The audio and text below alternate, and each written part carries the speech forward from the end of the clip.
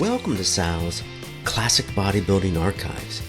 In today's episode, we're going back to February 1980 Muscle Builder Power Magazine. Bigger Biceps, Bodybuilding's Most Common Goal by Boyer Coe. Enjoy.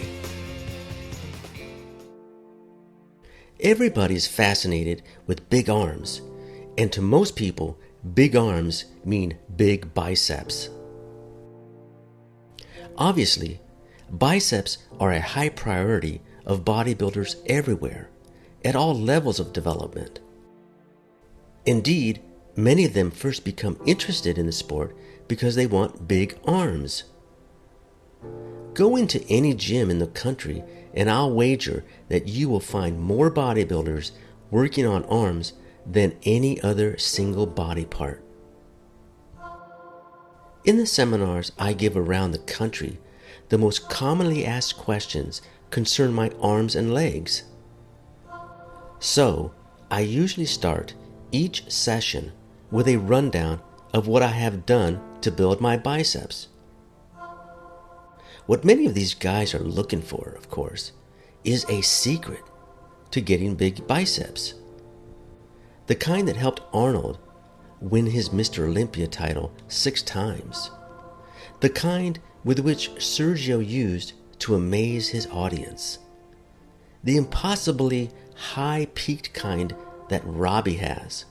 Or even the kind I have, which came from working them very hard for size, shape, and peak almost from the time I first became fascinated with bodybuilding. The first biceps exercise I learned, and almost the only one I did until I learned that there were other bicep exercises, was the standing barbell curl. I still feel that there is no better exercise for building bicep size as well as definition and shape, and I have always made it a part of my exercise program.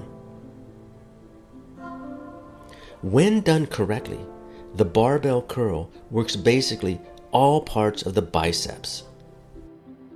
I'm a real stickler for strict exercise form. In the curl, you will only realize the full benefit of the exercise if you perform the complete movement slowly, elbows in, keeping the body straight. In my biceps work, I've also made good use of the preacher bench. This was made popular by Larry Scott, who found the apparatus very effective in helping him develop his biceps to their fullest. You can use either dumbbells or a barbell in preacher bench work, and I have used both variations with good results. But the most common mistake in using the bench is allowing the bench to be too high so that it comes right up under the armpits. What this does, of course, is cancel out the purpose of the preacher bench, which is to focus the stress on the lower part of the muscle. I recommend keeping the preacher bench 2 to 3 inches below the chest line. Also, keep your elbows slightly inward and your grip a little wider than shoulder width. Incline curls are beneficial in any biceps program. I try to use pretty heavy dumbbells, but never more than I can handle for 8 to 10 reps.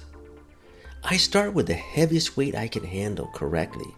Then, with each succeeding set, I reduce it about 10 pounds. I also use this kind of successive lowering of the weight in preacher curls and the standing barbell curl, although I lower it about 20 pounds on the latter. I usually do 4 sets per exercise. Curls on the curl machine are another part of my biceps routine, and they have yielded good results. The beauty of the machine is that it keeps the resistance constant throughout the movement. This exercise is a favorite of mine. You can work pretty heavy on the curl machine. I use about 10 reps for 4 to 5 sets. Keep your elbows tucked into your body and maintain control of the weight.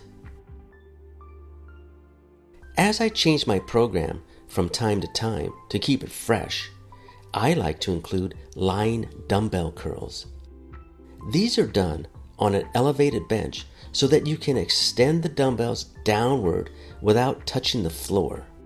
This full extension allows you a good stretch of the biceps, and it is the most important part of the movement.